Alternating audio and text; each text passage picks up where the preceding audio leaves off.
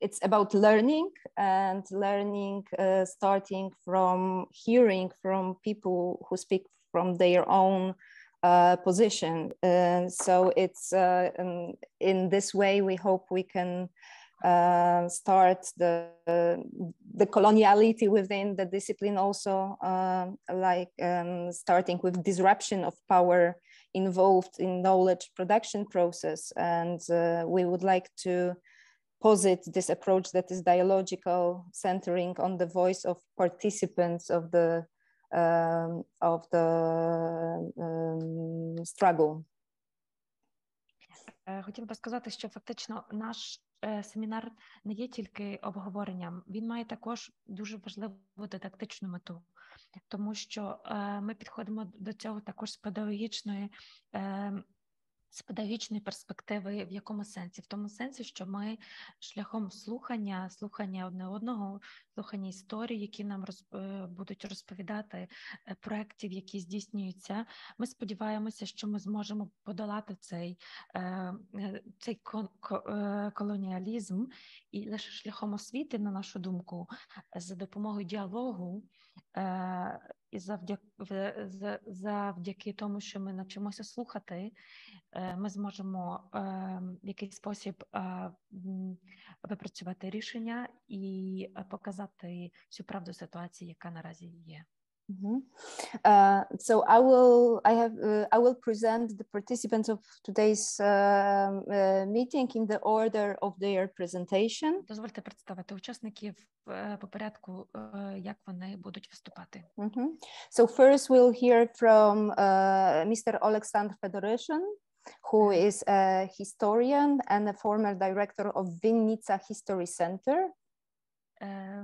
Першим буде запрошений до розмови, дискусії Олександр Федоришин, історик, директор Центру історії Вінниці, директор музею Вінниці, відповідальний секретар Ради з питань історії, культурної спадщини та топоніміки при Вінницькому міському голові. And currently Mr. Fedoryshen is a director of Winnica Museum and the secretary of the Council for History, Cultural Heritage and Toponymy at the mayor of Winnica. Then Доброго вечора. Okay. And then the second person presenting will be Dr. Julia Buyskykh, who is a historian and sociocultural anthropologist affiliated at National Academy of Sciences of Ukraine at the Institute of History. And Dr. Buyskykh has a relationship with the Institute of Ethnology and Cultural Anthropology here in Warsaw due to her research interest and academic career. Bardzo mi miło. Thank you for having me here. It's a pleasure. Хотіла би також представити Юлію Бuyskykh, історик, соціальний антрополог, співробітниця Інституту історії України Національної академії наук України. She is also a co-founder of an NGO, Institute of Applied Anthropology, that is fighting for proper establishment of social anthropology as a discipline in Ukraine.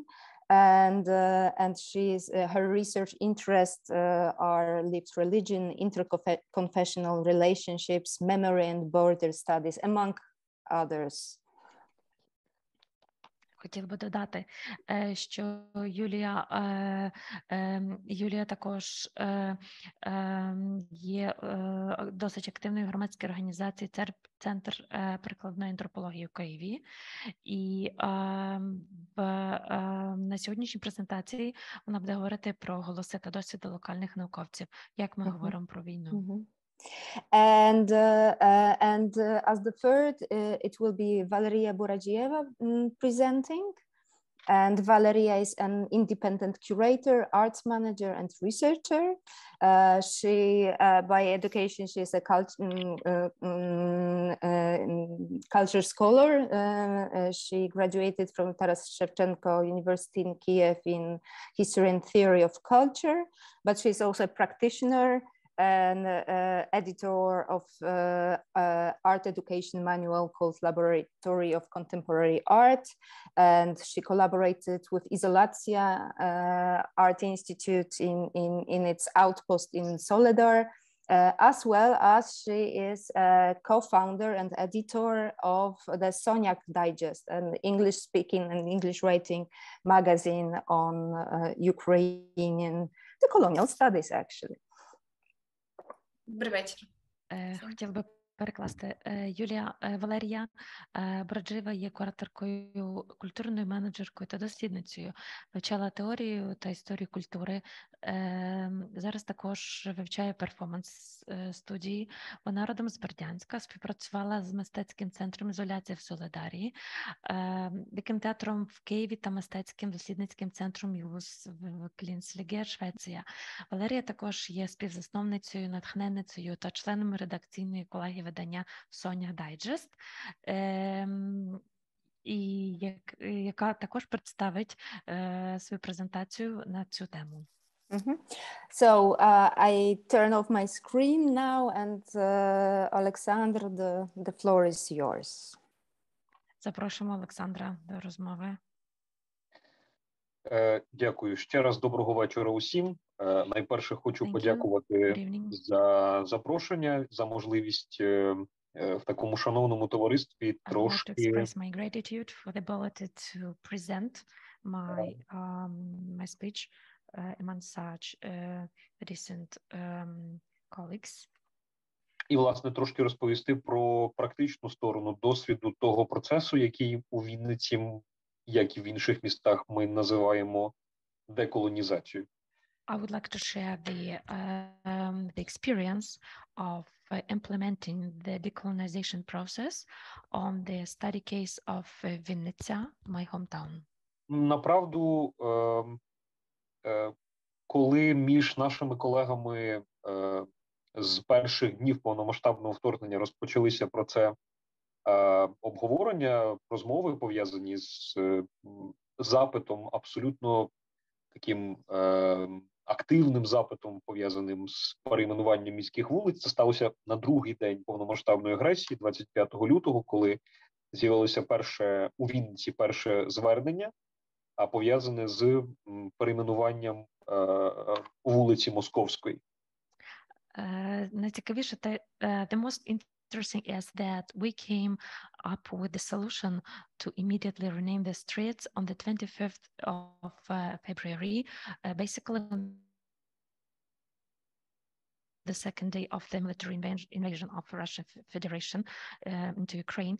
And the question came at probably expectedly, because there was such appeal of the community to start the renaming of the streets, basically from the Moskovska street. Але протягом місяця мої колеги з Ради з питань історії, культурної спадщини та топоніміки, це дорадчий консультативний орган при Вінницькій міській раді, при Вінницькому міському голові, випрацювали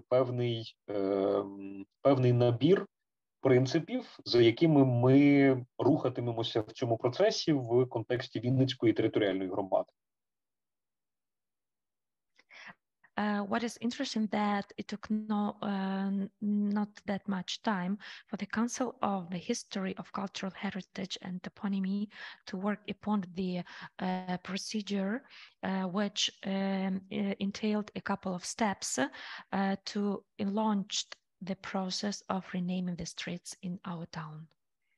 Нам просто працювати зараз командно, бо це скажімо, такий конгломерат істориків, антропологів, мистецтвознавців, архівістів, музейників, які ще з 2015-16 року, тоді, коли в Україні активно виконували законодавство про декомунізацію, і ми, зрештою, теж говоримо про те, що це два нерозривно пов'язаних процеси, власне, тоді випрацювали і практично скористалися цими принципами в контексті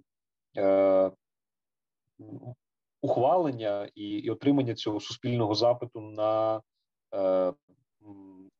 демонтаж меморіальної пластики або, власне, перейменування вулиць в місті. I would like to dig deeper into the prehistory of this initiative, because actually the initiative on creating this common ground for looking for the solid way of renaming the streets and looking for some legitimate way of doing this has appeared in 2015-2016, when actually we were fighting against decommunization, which is in my opinion, two integrally related notions. And then we, in collaboration with the eco workers, with artists, with researchers, historians, got together to elaborate on the procedures to implement the process of officially renaming the streets. У 2015-16 роках у Вінниці було перейменовано 144 топоніми, і Вінницький кейс вважався одним із найзразковіших в Україні, бо насправді з точки зору юридичної він був дивним, бо у Вінниці був найменший відсоток різноманітних запитів від громадян чи судових позовів, пов'язаних з несприйняттям тих чи інших нових назв. І, власне, постфактум, після того величезна кількість науковців цікавилися цим вінницьким досвідом, науковців та наших колег з інших міст, намагаючись впроваджувати цей формат для себе і у себе. And I would like to note that since that time, I mean, 2015-2016, almost 144 toponyms have been introduced, have been given the second life. They were actually renamed at the official level. And even people say that this Winnica case is something that proves to be really unique on the national scale, because we have worked out every detail of grounded renaming the streets, that even from the legal perspective, our experience seemed unique. And what is the most interesting, that it eliminated any possible claim, I mean court case, against the appropriacy of renaming. So we have elaborated every detail to such perfection that from the legal perspective, everything came like natural and accepted by the community. And what else I would like to say, that this societal challenge has been taken by other towns from Ukraine, and this is the fact that makes me proud of. В Україні немає усталеного наразі принципу чи підстав називати цей процес виключно деколонізацією. В дуже багатьох містах ці процеси мають назву дерусифікація. Вінниця одразу відмовилася від цього терміну, бо направду він викликав би дуже багато питань і дуже багато принципів, які не хотіли би порушувати в нашому місті. До прикладу, у Вінниці є постаті з локальної історії, як, наприклад, міський голова Микола Оводов або всесвітньо відомий хірург російського походження Микола Пирогов, які є частиною дуже важливого локального наративу і сприйняття і презентації міста назовні, які не мають за собою якогось агресивного бекграунду або якоїсь агресивної імперської політики, або виконання цієї імперської політики в час другої половини 19-го, початку 20-го століття, власне, в період, коли Вінниця була у складі Російської імперії. І це би у випадку назви цього процесу дерусифікація ставило би перед моїми колегами дуже непрості питання, пов'язані якраз, власне, з уже сформованою і діючою міською ідентичністю. While looking for the city unique character, we of course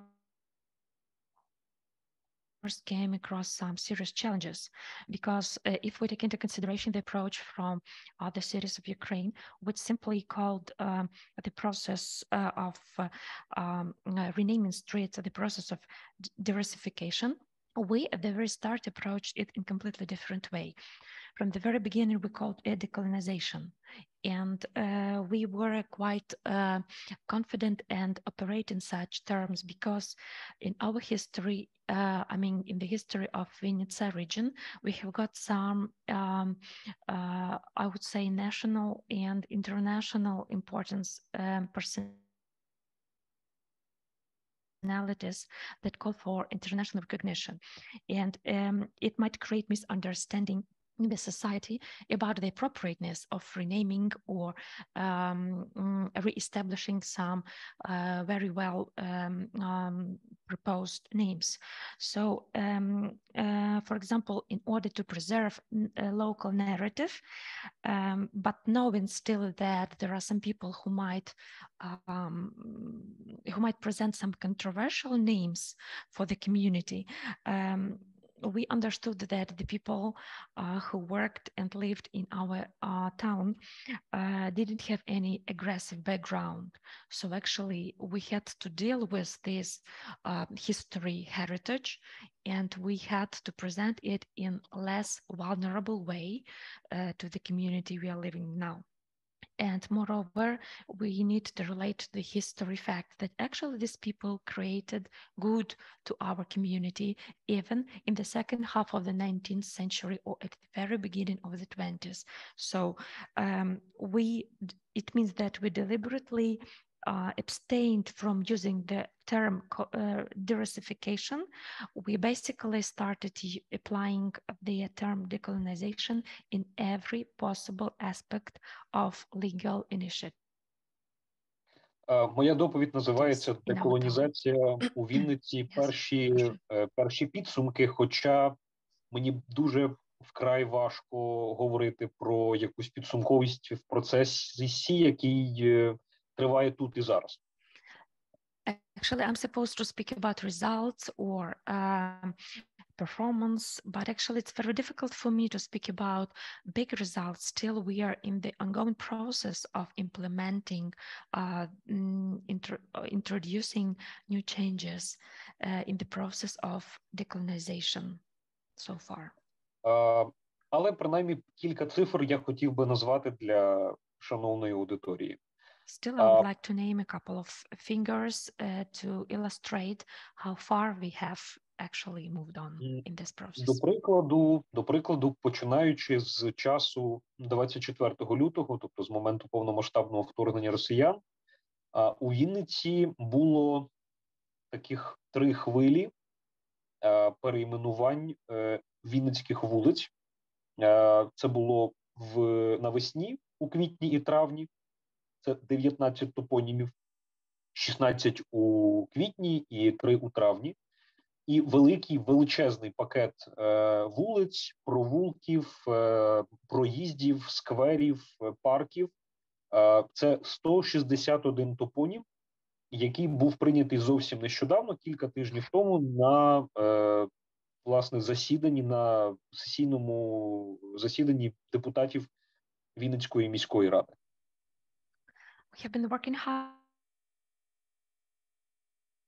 upon this process, and still since the very beginning of the Russian invasion, on the 24th of February, we have been involved actively in the decolonization process, as we have said on this part before. And basically there are 3, roughly speaking, 3 waves of renaming the streets, which is the most remarkable. That is, for example, in spring, we have managed to work upon 19 toponyms, in April and May.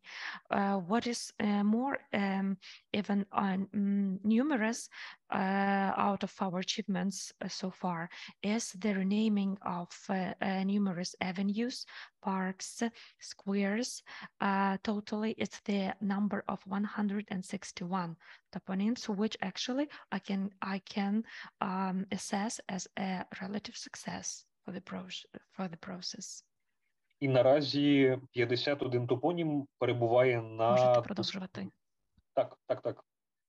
Наразі 51 топонім перебуває на обговоренні, власне, під час дискусії, яка триває серед самих мешканців. І я думаю, тут було би цікаво кілька слів сказати, яким чином цей процес від початку, від ініціативи працює у Вінниці з точки зору процедури, з точки зору практичного впровадження. I would like to mention that 51 toponyms are still being under discussion. So are being discussed by whom? You can, I would like to stress, they are being discussed by the Winnicy residents. So actually real people are participating in discussing the appropriateness of renaming the exact street, avenue or park. Продовжуйте. Первинно командою експертів був запропонований поряд з принципами повернення історичних назв, повернення локальних топонімів, містоцентричності, вінницецентричності, загальноукраїнського контексту, надання переваги постатям, пов'язаним, безумовно, із російсько-українською війною в її гібридному форматі в 14-21 роках і, безумовно, повномасштабному форматі, той, який ми відчуваємо і розуміємо зараз від лютого 22-го року. І, власне, ми декілька місяців чекали певної реакції від громади. Спочатку це була громадська електронна скринька. Нам дуже допомогли місцеві локальні ЗМІ, які поширили цю пошту. Ми отримали величезну кількість звернень. Протягом кількох місяців це було більше 500 звернень індивідуального і локального характеру. Тобто це були якісь такі комплексні пропозиції, так само, як і це були пропозиції просто там однієї людини стосовно тої чи іншої вулиці, на якій вона могла проживати, або просто опікувалася або переживала, щоб там той чи інший топонім він міг бути перейменований чи змінений в місті. Actually, I would like to dwell upon the stages that involved into keeping the history names at accurate variants. First, we decided to launch the process for the public discussion. Basically, it's called public listening. So Winnicy residents or dwellers, they can edit, or they even can suggest some amendment to the street name or any other kind of toponym. And what actually we mostly focused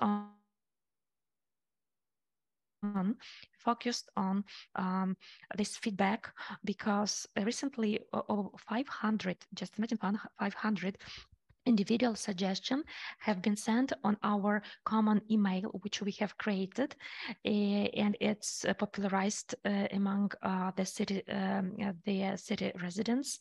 And it means that the city residents are delegated the authority to suggest. It means that we are just collecting data from the witnesses, from the historians, from the even people who have experienced some of the events and would like to introduce some commentaries on the topic discussed, which is great from my perspective. We, in this process, also targeted at preserving the local toponyms. And of course, we are still and we will be focused on preserving the pro-Ukrainian context for given names, because you know that this Russia-Ukrainian hybrid war, which actually started long ago, I mean, in 2014, and still it has changed into military, I would say, serious military invasion. We, as never before, understand how it is important to get rid of this awful past and to focus on decolonization in order to preserve our best pro-Ukrainian context for future generations. Дуже цікаво, що великим блоком суспільного запиту в контексті вінницьких назв, нових вінницьких назв, є вулиці на пошану тих націй і тих країн, або представників тих країн і тих народів, які є наразі дуже важливими союзниками для України в теперішній війні. Люди завжди цуралися цих назв, бо я це пам'ятаю там з контексту перейменувань 15-16 року. Зазвичай люди обирали назви або пропонували назву ближчими до їх сприйняття, до їх вуха, ті, які були більш звичними і зрозумілими для них. Тобто топоніми на честь, там, припустимо, польських літераторів чи британських журналістів чи політиків, вони могли бути такими дивакуватими, дивними і неприйнятними ще 7 років тому. Наразі абсолютно нормальними і колективно підтриманими в Вінниці є вулиця Варшавська, вулиця Паневежиська на честь литовського міста побратима, вулиця, пропоновані вулиці Джеймса Мейса, Гарета Джонса, тих, хто, власне, досліджував і допоміг українцям у дослідженні Голодомору 1932-33 років. Тобто це теж доволі такі цікаві фактори теперішньої, принаймні, суспільної думки, яка, вочевидь, теж з якимось певним періодом буде змінюватися і дуже важливо приживатися. Тобто тою, яка сприймається в міському топосі зараз органічною. Which is of high importance, I think, in relation, of the intercultural relations between nations is the community challenge which we have taken, that people nowadays are more ready, are more prone to naming streets, squares, whatever, by their names, proper names, and related to the nationalities,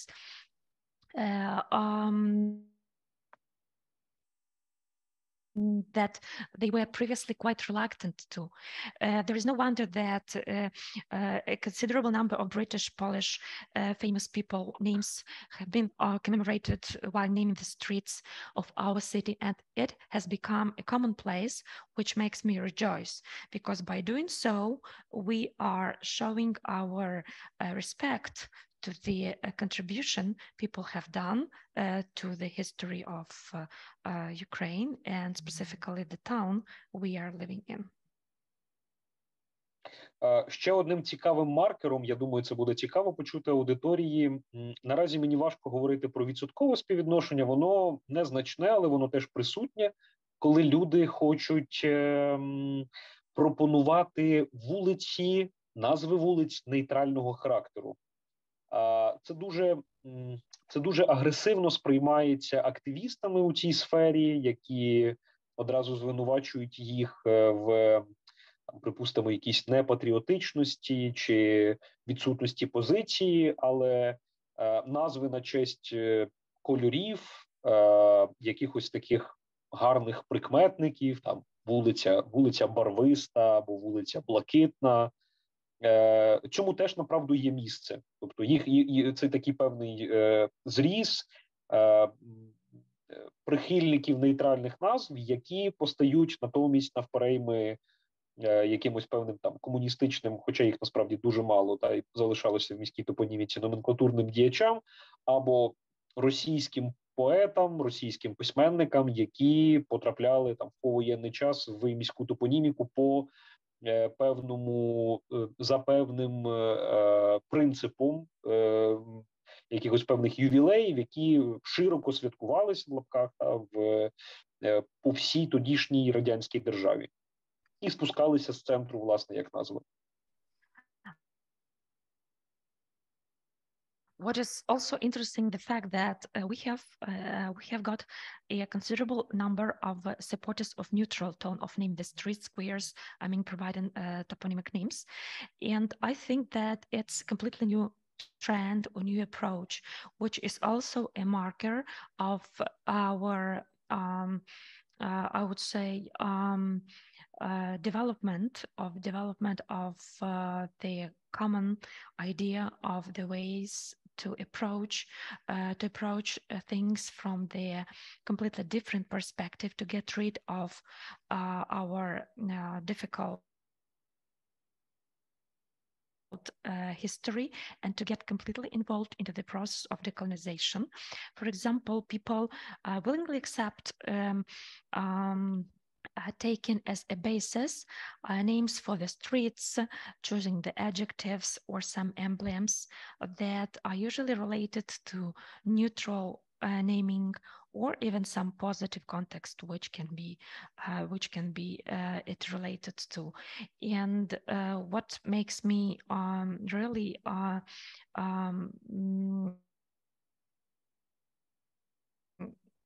glad that people are shifting from this aggressive naming of the streets and are more prone to providing this neutral, or let's say it's even positive names in the search to promote the process of decolonization in Winnicy. Що ж до пам'ятників та інших об'єктів меморіальної пластики, я би наостанок доповіді, бо бачу, що час вичерпується, хотів би сказати про дуже маркерний, дуже цікавий, але водночас непростий приклад. Це місце, яке у Вінниці називають меморіалом слави. І кілька слів хотів би сказати власне про це місце, яким чином в процесі деколонізації місто намагається переосмислити його. I would like to illustrate with one, probably the most illustrative example with regard to renaming the monuments, the Memorial of Glory. So I will say a couple of words about how we approach this process of decolonization with regard to the Memorial of Glory. Останніх 30 років з поверненням української незалежності в 1991 році переважна більшість містян, жителів Вінниці, гостей міста сприймали це місце пам'яті як пов'язане з подіями Другої світової війни в контексті вигнання нацистів. Since the very beginning of the independence stage, I mean, after getting rid of the Soviet dependence, almost 30 years ago, in 1991, people have usually associated this site or landmark related to the Soviet Union history. Але історія цього місця пам'яті значно складніша. Воно розпочало свою історію як зона вшанування не під час Другої світової війни, а в подіях так званої громадянської війни, в момент, власне, в період боротьби і війни України з тодішньою більшовицькою Росією, і стало своєрідним дуже важливим маркером, топонімом закріплення радянської влади, яка начебто залишилась на цих землях назавжди і поховала своїх полеглих героїв в центрі міста. And I would like to say that actually the history of this monument goes deep before the World War II, because it deals with the Civil War, which of course occurred long before the second, and it was about the fight over the Bolshevik regime, as to say, and actually the authorities decided to leave this Memorial of Glory to commemorate the victims that have been given their life for their fight against Bolshevik regime. Парадоксально, але в важливі дні для української державності, такі як День Незалежності, День Злуки, День Соборності, себто до цього місця пам'яті, там, де, власне, поховані люди, які збройно воювали проти української держави 100 років тому, або ті, хто були причетними до забирання хлібу в селян Вінниччини, селян Поділля, вони фактично ставали також, ну, скажімо, частиною цих спільних колективних практик пам'яті. І це виглядало дуже дивно, і фахова спільнота давно звертала увагу на те, що з цим, м'яко кажучи, треба щось робити, якось працювати з цим місцем пам'яті, але власне, 24 лютого поставило дуже великий знак питання до цього місця пам'яті, до цього меморіалу, який фактично є нині частково демонтованим, тобто його центральна частина є нині перенесеною власне, в фонди наших колег з Вінницького обласного музею, обласного краєзнавчого музею. І зараз надалі продовжується дуже така активна дискусія, що робити з похованнями в центрі міста, бо там, власне, є могили як і тих, хто мають, м'яко кажучи, дуже контроверсійні біографії, так і тих, хто, власне, заслуговує вшанування і пам'яті в контексті українського погляду на Другу світову війну. And actually it's kind of a painful and probably the most touchy issue, because on the very side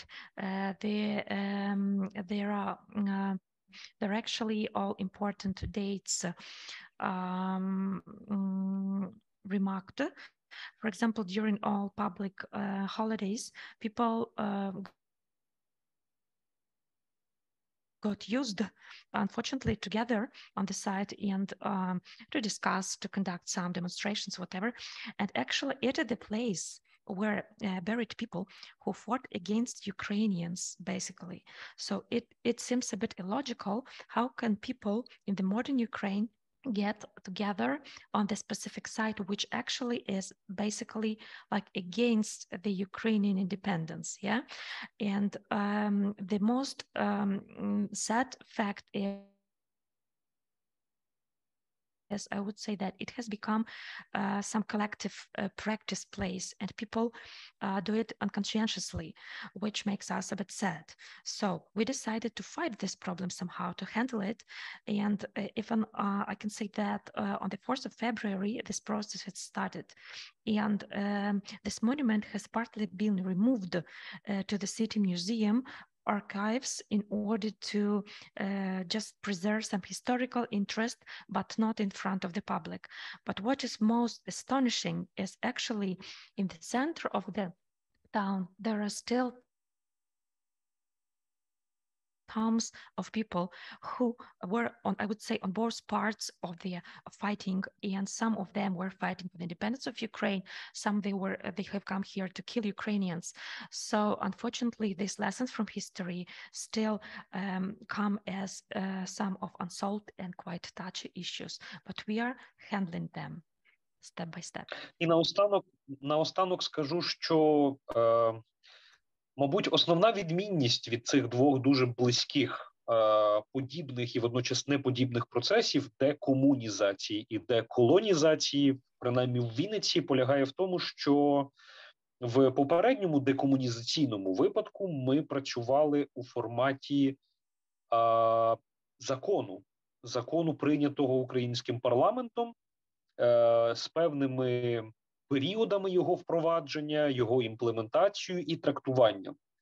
Наразі йдеться більше про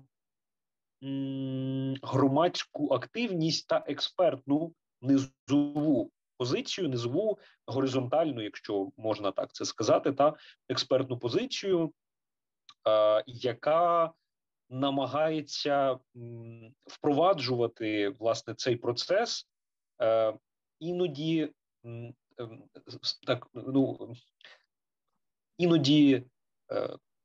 стараючись використовувати певні принципи, напрацьовані тоді у 15-16 році під час декомунізації, і тим, що суспільство в теперішніх реаліях ставить на порядок денний. У тому числі, на жаль, це стосується і величезної кількості загиблих героїв, які вінничани намагаються і просять, і хочуть увіковічнити в назвах вулиць, в меморіальних дошках, у пам'ятниках. І це, направду, дуже складно, бо ми розуміємо, що війна не має паузи, війна є в активній фазі, вона триває, наслідки цього ми відчуваємо чи не щодня. Власне, там тільки сьогодні в Вінниці було декілька повітряних тривог, і, мабуть, так, прошу тоді допомогти перекласти, пані Марії. Okay, so I would like to say that unlike the process that was starting under the so-called title decommunization, while we have set a path on creating this common discussion platform, so we thought that it might be an effective tool for implementing, for hearing the public.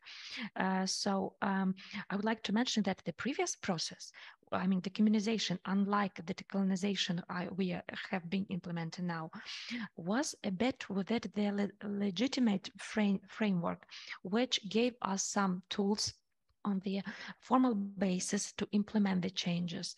And in this case, we can also mention this tremendous, I would say, or terrific public activity. And what is more interesting is in the colonization process, ordinary people take part. They are free to express their opinions. They are free to justify for their choice. So it can be a completely different model, a bottom-up, I would say. And I would also like to mention that it's easier to implement such changes when we hear people. And I would like to remark that this community participation in the process of decolonization in Winnica proves, I would say, a terrific lesson for all other authorities how to deal with the problem of renaming. But still, there are some questions that remain to be solved, which is not an easy task to tackle. For example, Winnica residents demand to commemorate the fallen heroes in Russian-Ukrainian war. And actually, we are not against it, but still, it's we want to commemorate, but we still haven't worked out any mechanism how to implement it on the everyday basis, because actually war has no pause, and it's hardly, I'm even afraid to estimate how many memorials we are supposed to erect to commemorate these people. So it's also the question which remains open, but still I guess that we are powerful because of the people we are ready to listen to, which is a completely new approach in the colonization process. Власне, моя щира подяка за запрошення на даний семінар. Величезна подяка за увагу і, сподіваюся, зможу бути також відповісти, можливо, на якісь запитання зараз чи пізніше. Дякую. Once again, I would like to thank you for inviting me to speak, to share our experience. In case you have some questions, feel free to ask. I'm here for you. Thank you very, very much for this presentation. And we would like to ask the participants of the seminar to note down all the questions that pop up immediately, probably in your heads, and wait with them until the end of all the presentations, if that's possible. And I hope, Oleksandr, will be able to stay with us. Otherwise, we will forward you the questions also. So, Julia, could you please present now? Yes, thank you. I will try to fit in 20 minutes, and I will try to be short. I will speak in English. So, Олександре, якщо у вас будуть якісь питання, ви просто можете написати мені, наприклад, в чат, або потім якось... Або можете писати мені, можете писати мені. Юля, чи я... Так, ви направду можете не перекладати для мене, бо я абсолютно нормально розумітиму і чутиму. Так, дякую. Добре. Тоді я виключаю мікрофон. But I think some guests who are in the during our meeting, I'm not sure if everyone will be. Maybe I will ask. То може я запитам? Dobrze. Шановні українці, хотіла би запитати, чи вам потрібен переклад? Якщо потрібен, я буду виконувати за Юлією. Якщо ні, то слухаємо англійську версію.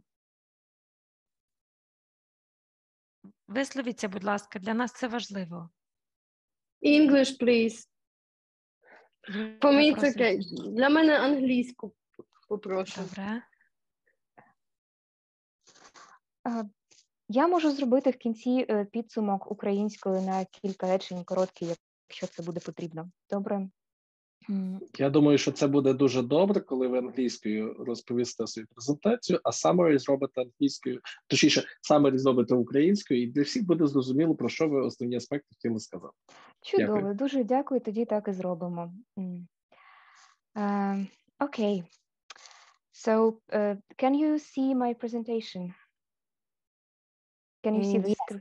Yes, Very we good. can see it. So why did I choose to speak English? Not because it's easier, but I think that English is the language we use to speak to the world. This is the main language of academia, the main language with the help of which our world is functioning. So it's very important to address all we experience, all we think, and all we do, actually, all we research in English. That's the reality, we are facing it, so that is very important.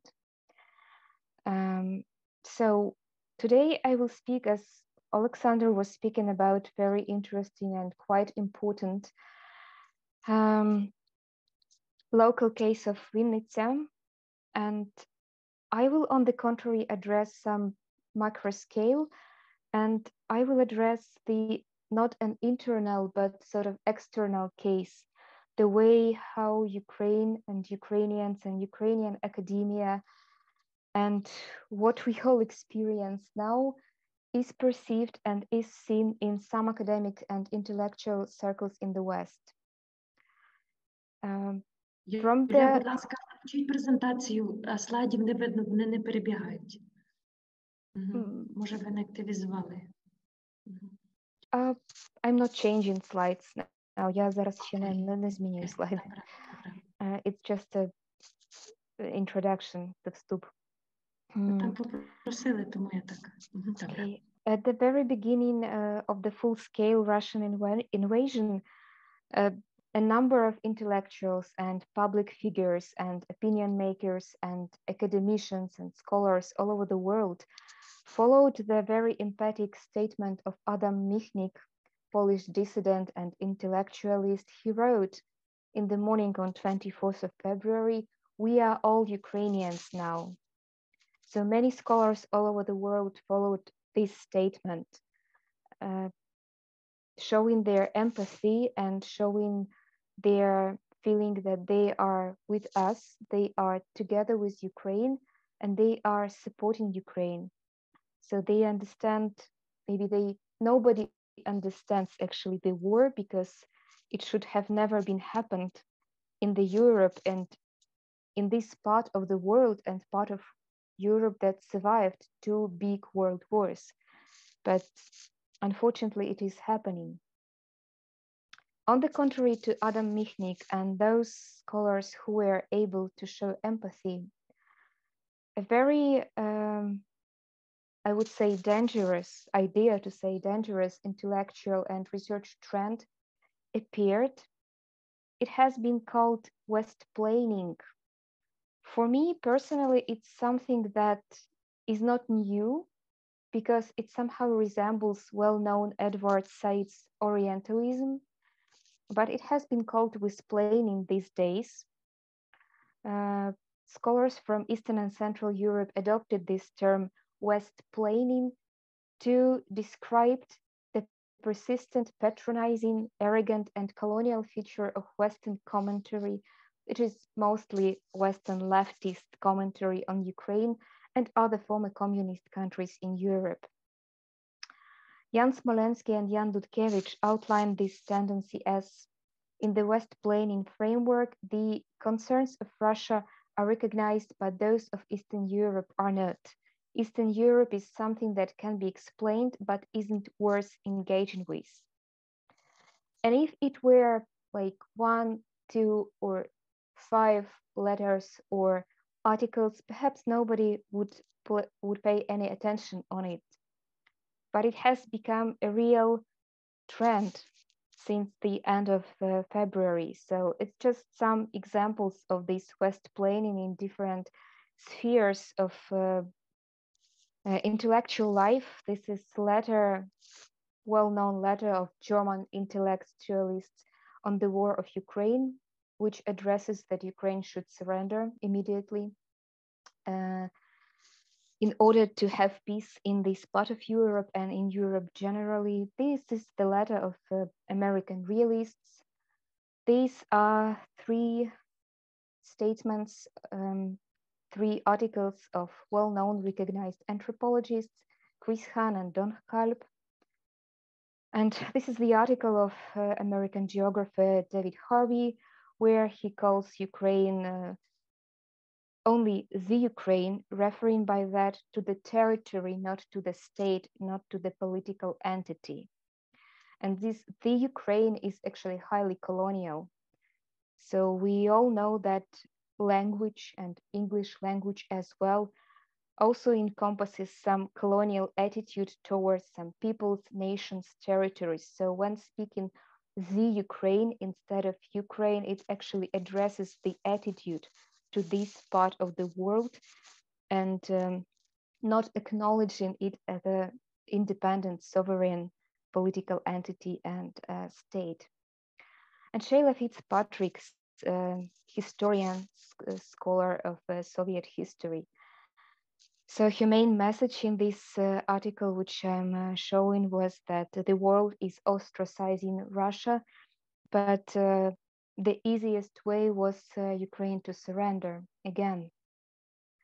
So when I was reading this, being in Ukraine in the end of February and in March, in Kiev under siege, and then in Western Ukraine, however, with all these air alert sirens, I couldn't react like scholarly as a researcher, because at that time I was only a woman, a Ukrainian, an insider who was frightened. And I was frightened for myself and for family and for the closest people, because we even didn't know whether we would survive, especially in Kiev. So only now, like 7-8 months have passed, I am sort of ready to reflect somehow on these writings. But still, it's very difficult emotionally, because all these scholars, they are not specialists in Ukraine.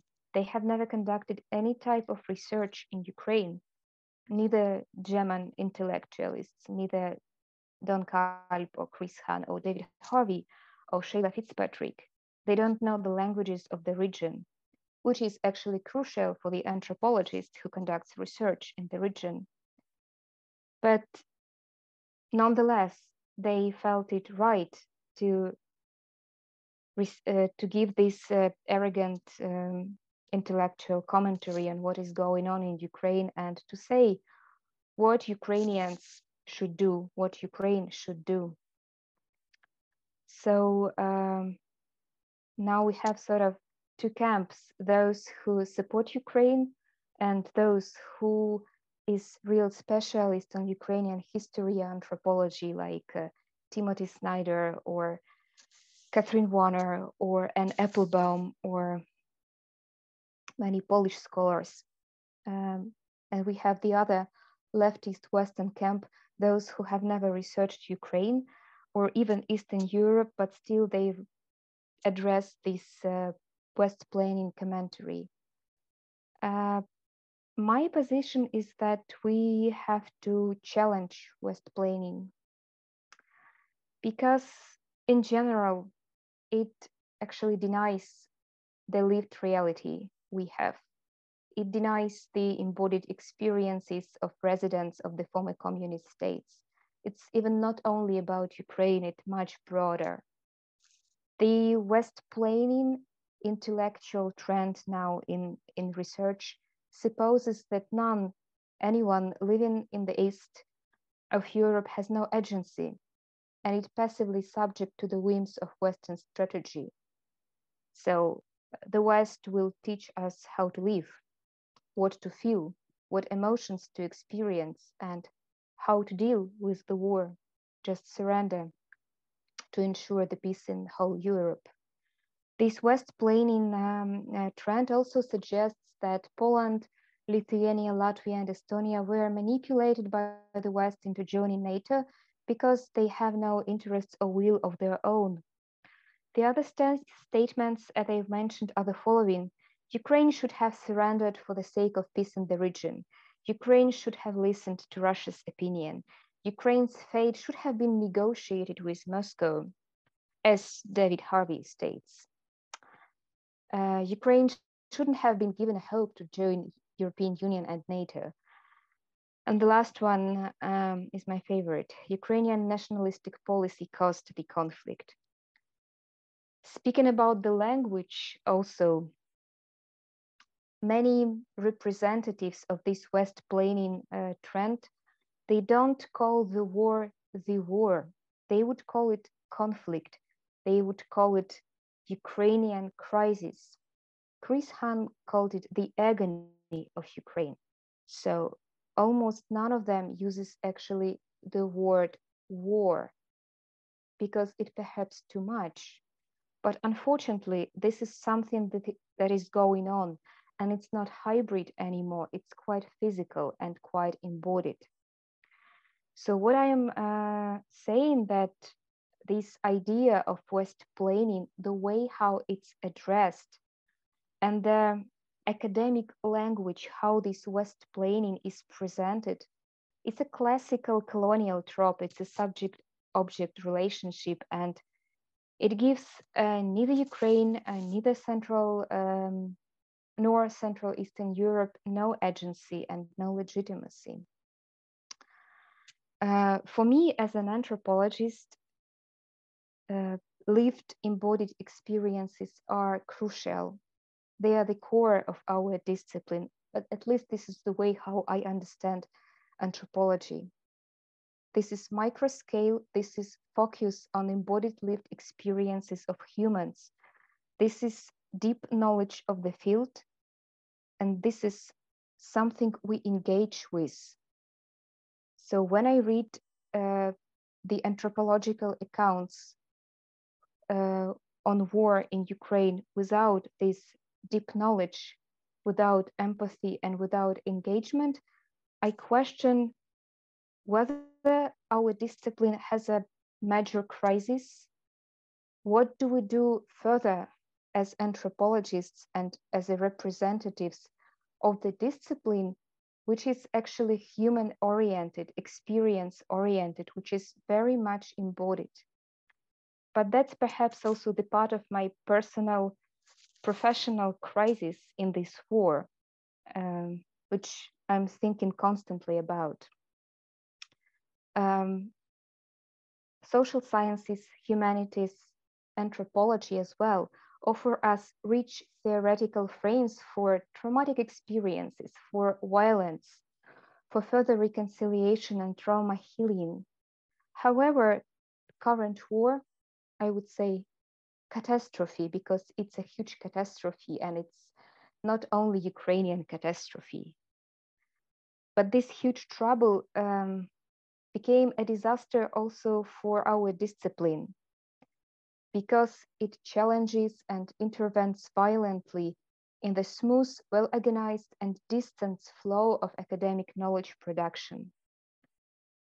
What we have been learned since the start of the war in different discussions, which I was also taking part on Ukraine, that Ukrainian scholars are local scholars. That is why we are too emotional. That is why we have no distance. That is why we can't give like global theoretical account on what is going on. Oh, and of course we are somehow nationalistic. This is my favorite as well. So that we have this Ukrainian nationalistic lens, and that is why we can't be distant from what is going on. So we can't be objective to the war and to the relationships in war, with the war, within the war. So what I say that there is not much space for actually lived experiences of war in academia, outside of texts and research analysis with an appropriate distance. And I think that in some nearest future, maybe not exactly now, but in time, it will cause the disembodiment and disengagement and building this safe research distance where there will be no space and no place for everything that is too much, too emotional, too close. What else? And focusing on the macro scale, people and researchers and intellectuals simultaneously neglect the microscale and multi-sided contexts, because these microscale and multi-sided contexts are very important. I mean, in the first week of the full-scale Russian invasion, the Greek village Sartany near Mariupol was destroyed. This is local context. This is microscale. This is important. It was a Greek settlement and a Greek village near Mariupol in Ukraine. It was destroyed during the full-scale Russian invasion under the idea that Russians will save people of Ukraine from Nazism, fascism, whatever. So this is important to acknowledge.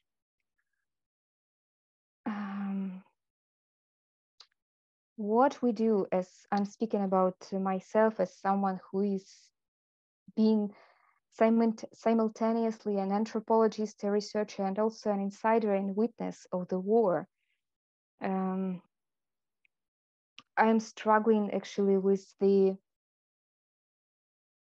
reflection, with digesting of what is going on, and also with the methodology. How should we write and how should we speak about the war, not being disengaged and distanced, on the contrary, being engaged and being in this context.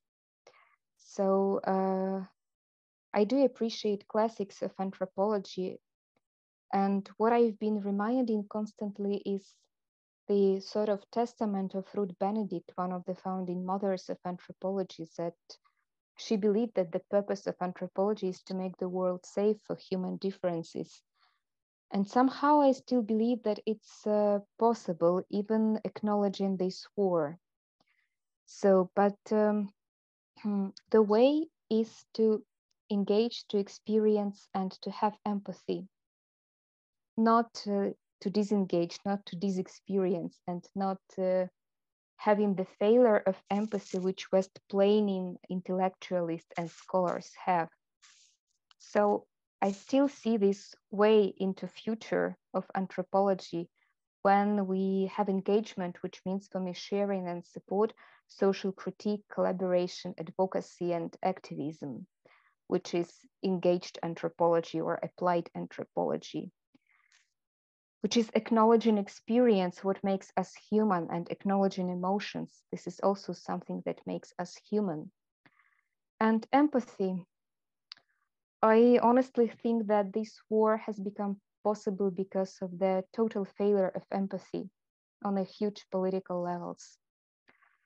But as anthropologists, we, by engagement, we can spread empathy with perspective talking, staying out of judgment, recognizing emotion in other people, and then communicating that and feeling together with people.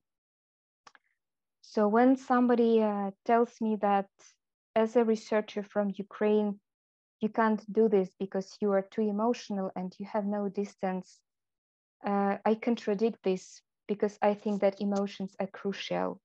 And these are my main points for further discussion. That yes, language of war experience is emotional and it's normal. Well, normal in this reality we have. Being scholars from Ukraine, we don't need to have an appropriate distance to the field. It is the way it is. But what we have to do is to acknowledge every kind of human experiences in this field. What we have to do is to embed all the uncomfortable, inconvenient, exaggerated, over-emotional and non-distant knowledge into our storytelling and into our research. In general, for me, anthropological research should be recentered from this top of the macro scale without human face into the micro scale and into the human face and human experiences.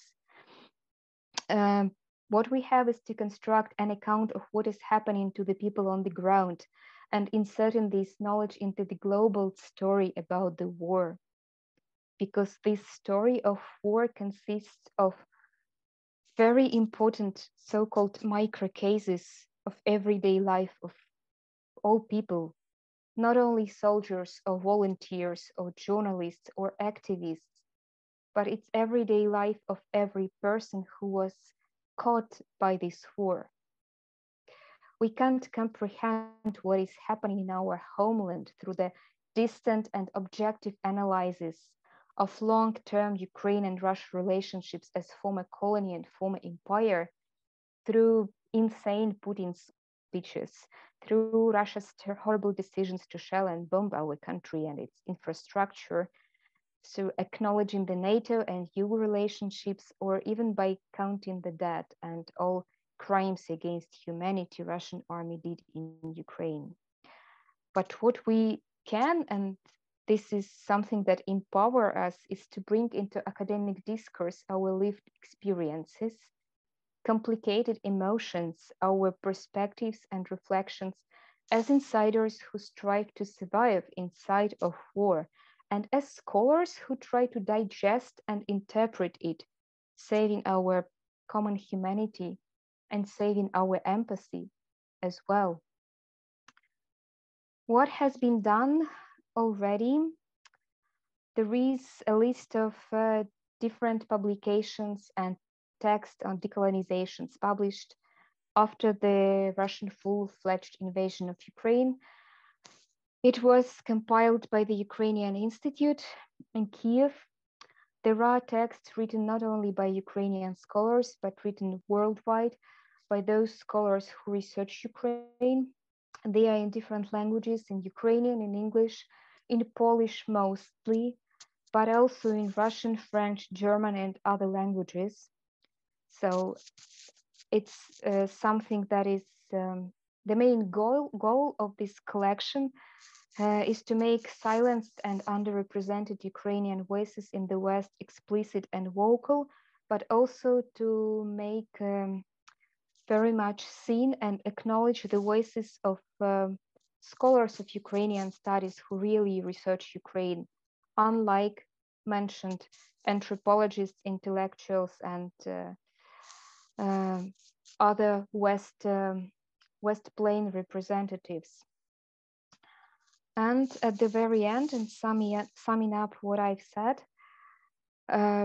thinking of further methodology and further frames for war anthropology and for the language, how do we speak about the war, I'm referring to Balkan contexts and to the previous experiences of anthropologists who were both insiders of war in Europe.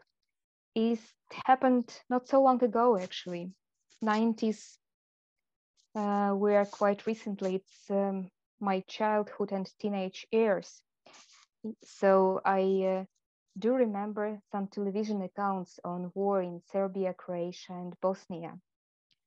And now I am reading those anthropologists like Ivana Maciek or Maja Povžanović, who were writing about their experiences as natives, as local scholars, namely anthropologists, and those who are trying to digest somehow unbearable, something that is undigestible.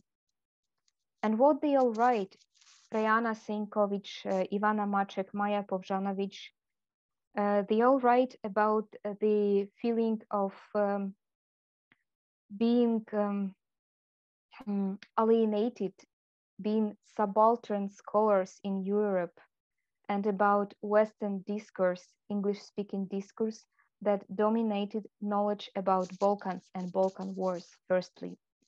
Because obviously, first scholars who were writing about Balkans they were Western English-speaking anthropologists, and they were not necessarily empathic about local contexts. So we are not new in this situation, and somehow it a little bit calms me that we are not first who experience this West-plaining arrogance. Nowadays it's called West-plaining, but previously it was called Orientalism. During the Balkan Wars, perhaps there was no name to this phenomena, but still it existed and it exists. And maybe we have some mechanisms to deal with it.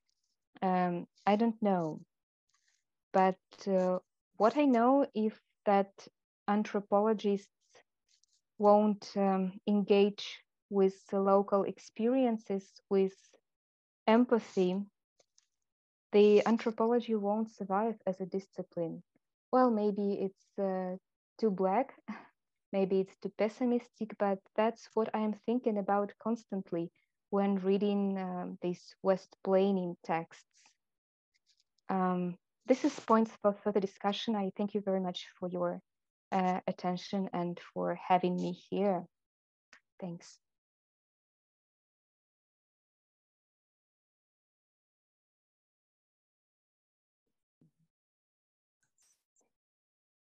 Thank you a million, Julia, for this powerful and very insightful presentation. And let's now move on to the third presentation by Valeria.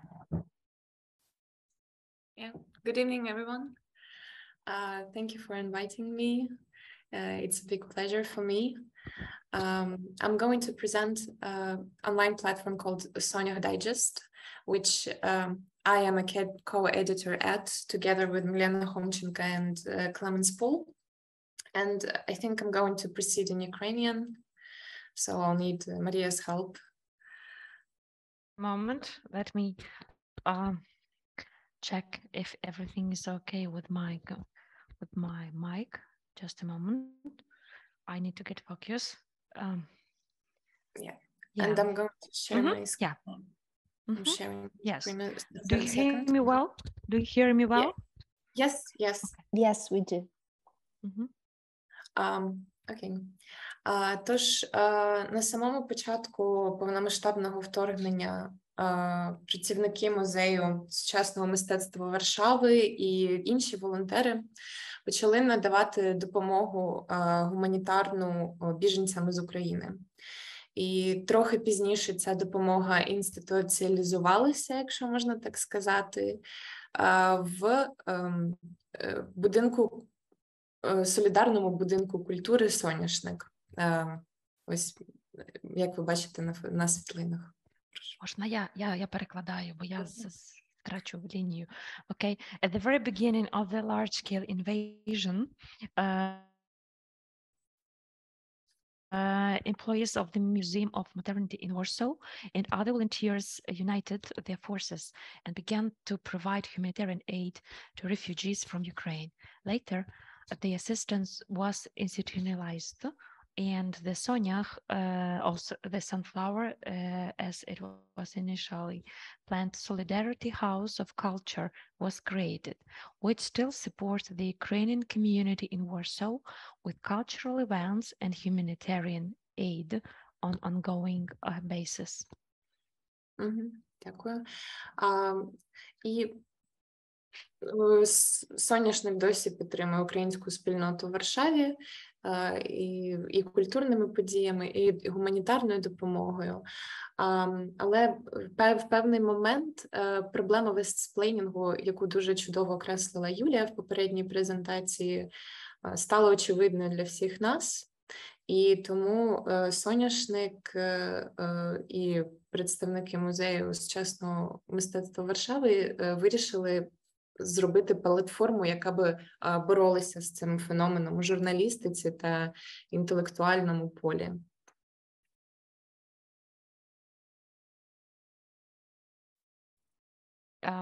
after that, the Soniach team had the idea to create some platform that would fight against the narratives which after the February the 24th began to spread by the Western journalists and intellectuals who tried to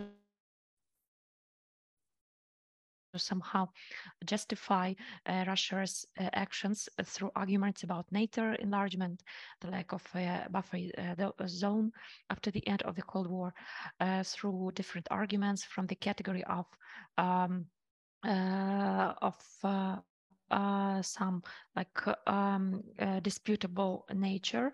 And of course, Soniach is a kind of testimony of the West attitude to Ukraine as an object rather than the subject of the history. And after these discussions in the team,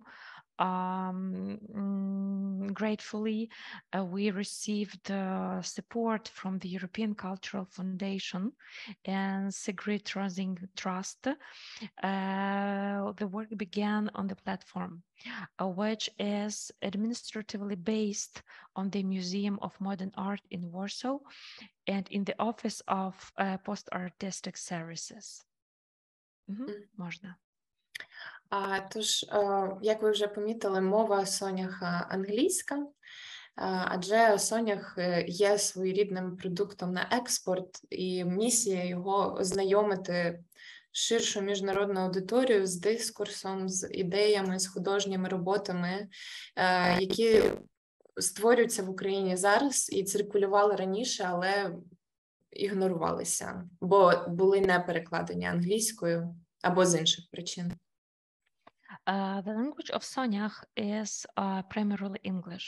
Why? Because the Soniach actually is a kind of product for export, and its mission is to introduce a wider international audience to the discourse, to the ideas, to the art is being created in Ukraine here and now, or even has circulated before, but not has been noticed abroad before this time.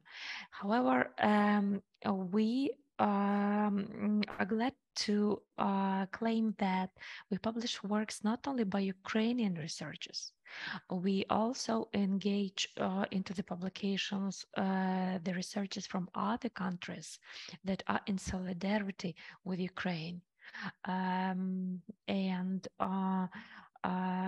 Personally, I would like to create a Ukrainian version of the site in the future. And there is even a separate section in Soniach where we translate existing texts, such those by Tamara Gundrova, Volodymyr Kulik, and Ilya Levchenko. Yeah, those texts already, I just clarify that those texts for example, Tamara Gundrova, Volodymyr Kulik, and Ilya Levchenko, they already exist in Ukrainian, but we want to, we tend to translate them in order to expose them to the Western academia and so on. Public. Yeah, to the public. Yeah. Do you think I think I can proceed in English actually? Of course you can. Yeah, yeah. I'm not just the reasoning for my Ukrainian today is because I haven't spoken Ukrainian for a very long time in public. So yeah, I will proceed. So we don't have enough of time, I guess, for the translation. So we're not only a publishing community, we're editorial team. We're also trying to engage in activist events. We're also trying to curate together with Milena and Clemens. So earlier this September, we participated in the event, in the exhibition called wokół, which happened at Galeria Labyrinth in Lublin, Poland. And we curated by Mariana Hripun and Valeria Karpani, our good friends, and we managed to integrate our texts and present our texts in the exhibition. And as you can see, there are posters hanging. So I know there are there's a lot of people in the audience right now, and I want to say that if you want to have posters like this at your institutions or at your initiative, if you have a public space, don't hesitate to reach out, and we're going to provide you with all the PDFs, and you can print it out and also install it in your public space, for example. So I want to tell you a bit about our content. We're quite a young media, so not everything I'm going to talk about I'm going to show, because it's up for publishing still. So what we were trying to do is we were trying to create a media that wasn't sensationalist, and we tried to do it in two ways. It's either to publish analytical materials or materials about personal experience of the war, but also seen from some distance. And the example of it could be a text by Julia Buyskykh, a scholar on culture and curator, Motherhood and War, Bodily Experience, which phenomenologically, beautifully, and sadly, of course, describes the experience of having the firstborn during the war and bringing this baby up while fleeing and dealing with the war. Also, there is a text by another curator, Dmytro Chipurny, about his experience of going to Moshun, Buchansk region, where he helped as a volunteer to reconstruct the destroyed houses of the village. Also, for example, the comics by Inga Levy, where she juxtaposes sort of the imagery of the cities and towns where the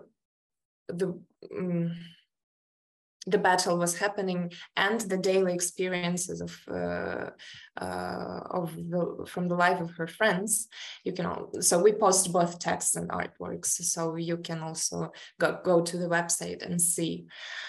And there's we also have this project that is not yet implemented, but I also invite you to join, which is the archive of the dreams, called War Dreams. So if you dream about war, you can send us a voice message recording of your dream, and we will collect them and somehow will then systematize to maybe even use some psychoanalytical methodology towards it as well.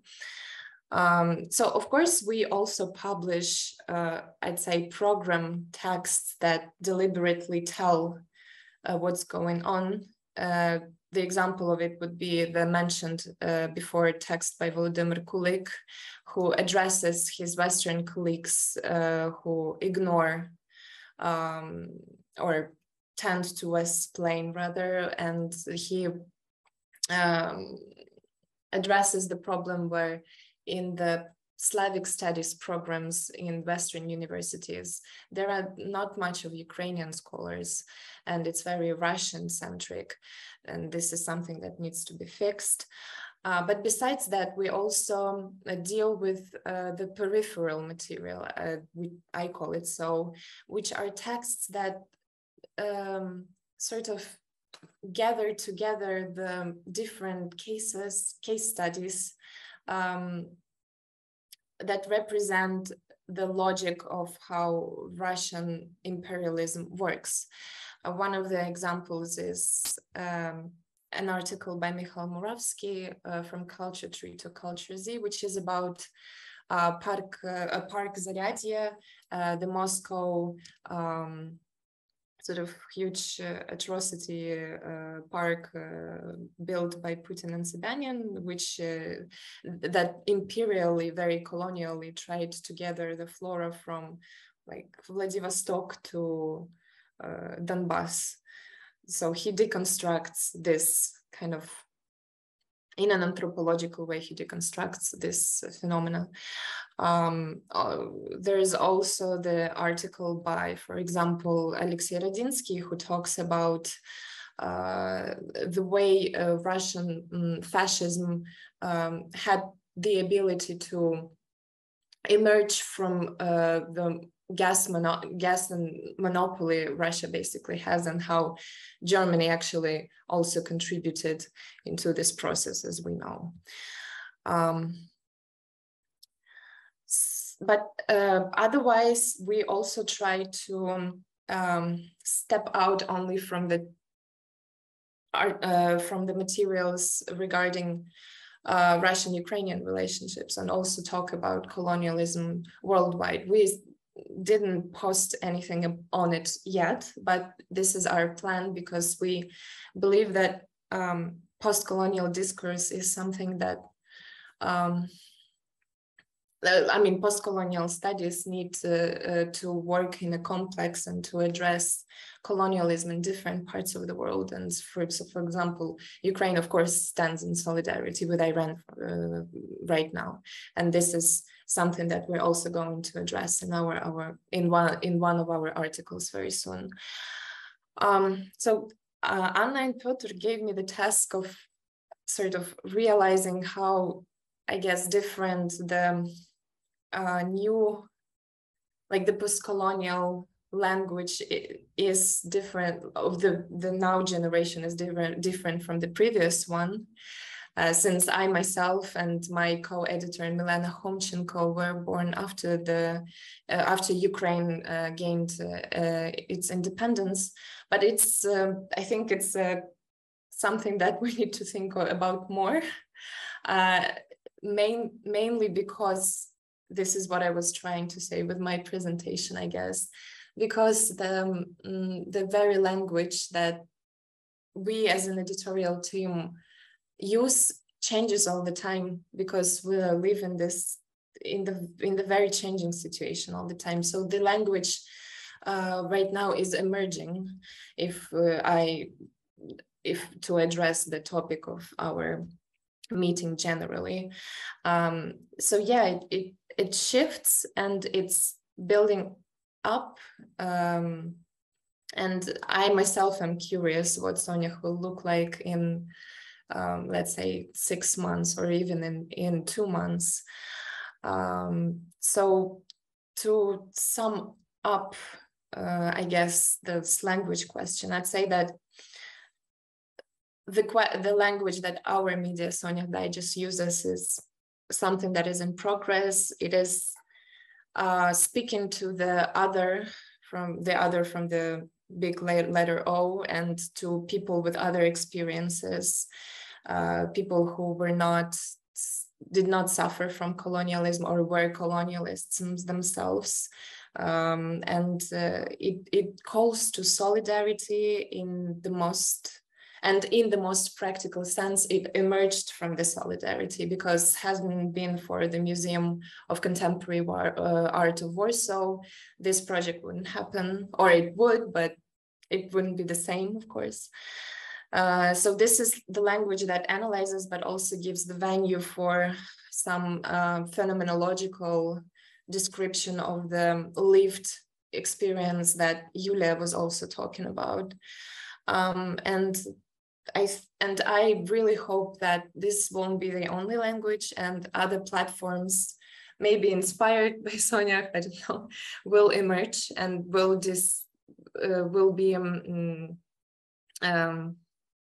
will have conversation between each other, and thus the wider sort of network of post-colonial media will be presented on Ukraine and about Ukraine. So yeah, thank you.